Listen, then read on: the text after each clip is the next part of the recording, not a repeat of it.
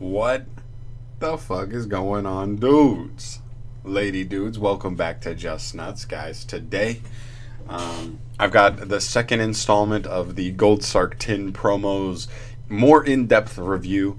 Um, Today, we're looking at no other than Dark Ruler No More, the spell card.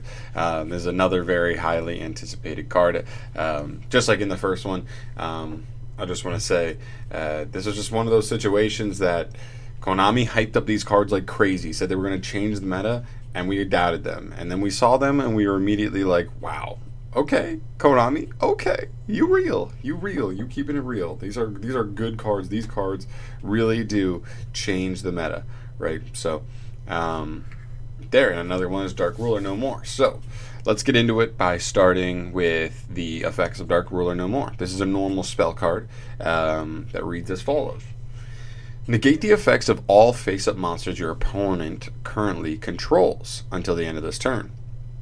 Also, for the rest of this turn after this card resolves, your opponent takes no battle damage. And then neither player can activate monster effects in response to this card's activation. Another very, very strong effect there at the end, giving that super polyclaws. Not quite as strong, but still very strong. So what I want to do is I want to look at this the same way I looked at Dimension Shifter in that first, in the limelight. The first limelight we're going to look at is the three categories that I always like to look at when I'm looking at a card and seeing really how good it is. Those three things are power, consistency, and utility. Those are the big three to me, right? So we'll start with power. And I think kind of similar to Dimension Shifter, this card is insanely powerful. You turn off an entire board in one fell swoop. You're unchainable except for spells and traps, which there aren't even that many spells and traps. Like, I guess like an Omni Negate can stop this, but you're still baiting Omni Negates. But if you're playing against Pendulums, Thunder Dragon, you're just straight up turning off their entire board and playing however you want that turn. So that's why I really like this card. It doesn't really have restrictions. I mean, the restrictions are your opponent takes no damage, so you're not going to be able to kill that turn. But I think is something really important to know, and I think it'll really change the way you play, is you can't kill your opponent. You can wipe their board, but you can't kill them. So you need to have some plans in mind when you're using this card, longevity-wise. But still, the ceiling for this card is so huge. This just means, like, when the ceiling of a card takes, like, the best boards we see in our game today, Pendulum boards, Thunder Dragon boards, and says, like, off, and honestly, if I'm playing a similar deck of similar power, I'm just going to rip yours down. These unbreakable boards ain't looking so unbreakable anymore. So Dark Ruler No More, really, really high in the power tier. As far as consistency, I mean, it's pretty high. I mean, honestly, like you're realistically, I only see this being mainly a side deck card, and assuming that you're siding it and going second, obviously, and you're just turning off a board to play into it. Like, I don't know what else. Like, it's not searchable, obviously, but honestly, generically good cards like these shouldn't really be searchable, so that's not really my main issue. And consistently, it's because it has that protection. Literally, the only thing that stops this is like what, Solemn Judgment, and then Omni Negates built into a deck. Like, that's all, and that's, I mean, like, it's sort of common in the meta, but you're still baiting out that Omni Negate, which otherwise might have wrecked your whole turn anyway, right? So really, really consistent. I think the consistency is pretty good as well. And then last but not least, we're looking at utility. This is the one where I'm kind of looking at and I'm like, there's not really a ton of utility. Like, honestly, like, everybody kind of thinks of the same scenarios. When you play a deck that has a really high ceiling, so it makes a really strong board turn one, and you're just turning it off, going seconds, that you can have a better chance at breaking that board. So utility is not really there. Utility is kind of non-existent, but the power consistency are there, and I think that's what's hugely important. Whereas Dimension Shifter had multiple restrictions. Well, not multiple. The main restriction being you had to have no cards in your graveyard, really limiting the usage window is why the consistency here. And then utility, just not really there. I mean, really, you're just doing the one thing with this most of the time. So, but it's one of those things that it's very good at what it does, and why it's needing to do a bunch of different things when really what it does is the main thing it does, and it does it so well. So that's pretty much it. That's for that section here.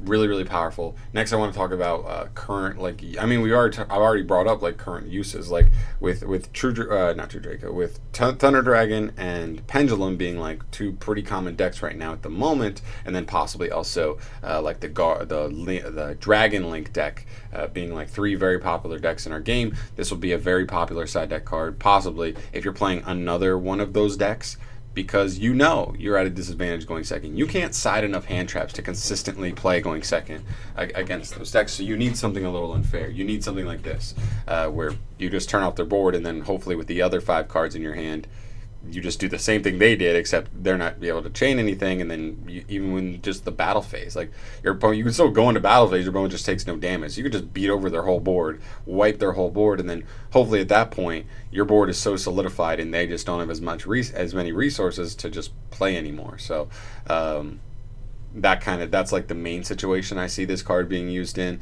I can see it being played in some other decks as well. We'll get to that. As far as my expectations for this card, I said it a little bit earlier, but I mean, obviously there's a couple decks this could be played in the main deck, but I really see this as another side deck card. I think all 3 of them are like going to be side deck staples for certain decks. I really see the main window for this being a deck that going second has a very high ceiling. You need to turn off a board, but you need to have a deck that can capitalize on it. It's one of those things like how good is a card really? Like if I play Subterra Gurus. If I go second against Thunder, I can turn off their board for a turn, and I get to play with Subterra Gurus. Like I'm ending with like a Guru, a Hidden City, and like 2 or 3 spells, or 2 or 3 traps set, and maybe 1 or 2 hand traps in hand. Like, but what does that do if I wasn't able to actually clear anything off my opponent's board? Next turn, their effects all become live again, and they just have enough beat sticks for me to kind of just be screwed at that point. They can just beat me down, right? So in that kind of deck, it doesn't work. You need a deck that can that turn do very consistently, very well, and even after using this with the resources left, capitalize on that opportunity you have while their effects are completely turned off. So those are the decks I really see making use of this. As far as specific decks that can make use of this, I'm looking at decks that want to go second. I'm looking at Cyber Dragons. I'm looking at Mech Knight Invoked. It might be the main one, literally the main one. You're playing stuff like the Mech Knights. You're dropping a bunch of beat sticks on the board turn 1. After turning everything off, and that's how you're going to clear a lot of boards probably. It's just by dropping a couple Mech Knights, putting some beat sticks on board, and then just bing, bing, bing, bing, bing, clearing off their monsters one by one in the battle phase. Which is kind of, and like stuff like Purgatrio as well. Just winning games in those instances, and then hopefully your opponent's resources are too depleted at that point once they've lost their board, not to really continue from that point. What other going second stuff is there? I guess there's not really a ton of other going second stuff. I'm trying to think. There's like going second Sky Striker. This could be a decent card, but like I guess it's fine. Like it's better than Impermanence when like going second. I think probably like the ceiling's higher.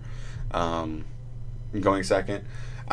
There's like any going second deck, because I guess Madolche is another one. Any of those decks that really try to go second OTK, true OTK, like going second OTK decks, really are the only decks that I really see having like legitimate main deck synergy here. Other than that, I don't really see it being like played. It's a going second card all the way. You can't even argue me on that, but it's still a good card nonetheless, guys. That's pretty much my thoughts. Really high ceiling, a really high consistency in like when you can use it, and well, I say consistency, but if you draw it later in the duel, it may not be that good. I mean, it could be clutch in a very specific situation, but I feel like after that going second turn, you're kind of just like, maybe the consistency is not that crazy. I don't know. I'm just kind of throwing all my thoughts out here at once. It's just a full review, really talking about everything that's on my mind with this card. It's a really good card. I'm sure we'll see it at some point. I'm not sure if this necessarily is the format we will see it, especially with Nibiru. Like I think this card combined with Kabiru, combined with like Dimension Shifter, really are just going to terrify so many players from playing so many decks. It terrifies people from playing like Dragon Link, from Thunder Dragon, Pendulums, even Salamangrates summon 5 times most turns if you let them play. So like Nibiru really scaring off a lot of those decks.